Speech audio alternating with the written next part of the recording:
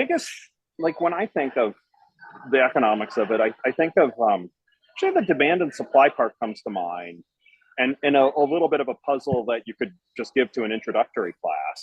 We know the demand for candy, and especially Hmm. miniature candy, is through the roof on Yeah. Halloween, and yet the price doesn't go up. So what's going on there, right? And that does that violate our basic laws of demand and supply? And we would know pretty instantly. Well, no. Companies are able to plan for this. They're planning for this all year round. And so, Hershey and Mars and Cadbury and all of the various companies are, just going to churn out extra supply. But I think that's kind of a fun example. The demand is Hmm. so much higher, but the price isn't going up. Why? Because these companies are anticipating this and just increasing the supply significantly ahead of time. I kind of think of that as a fun example. And then the other example that's actually way more fun for those who enjoy candy is what happens on the day or The day two after. after Halloween when the prices drop dramatically. And that's a tough one to exploit. Like once Halloween night passes, Halloween night's just over. So yeah, the person who wants to buy and eat candy, that's fine, but That's me. you still That's when have, I buy my candy. yeah.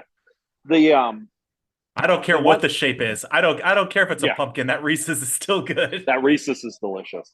The what I would like to exploit, I was able to exploit the Easter markdowns a Hmm. little bit because our local grocery store actually started marking the candy Yeah. down on Easter Sunday. And so our Well, family, that makes sense because you get well, the Easter basket sure. in the morning. What we did with our kids is church was early. Okay. So church was at 8 a.m. And so Easter bunny will come after. So Okay. we went to church, and then my wife led Sunday school, and the kids would stay for that. And then I would usually, you know, the Easter bunny would usually set up Hmm. some sort of a quest where the kids would have to decipher clues to find the baskets. But Nice. I would go to the local Wise markets and get discounted candy, and I'd always hedge a little bit. We buy a little ahead of time to make sure we have the Hmm. most important, but then like, oh, look at the jelly beans are half off, and just buy piles of them. I love that. No, but even I think that's sort of interesting, even on the timing part, I think, right? Because like most people, you get the Easter basket in the morning. And so by the afternoon, you would put it on sale Sure, versus Halloween happens at night. So you don't get it on sale to the next day. correct, correct. That is sort of interesting. I never thought about that. So there's an interesting news.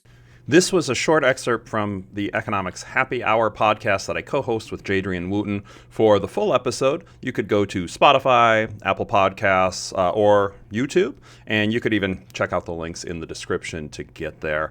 Hope you enjoyed.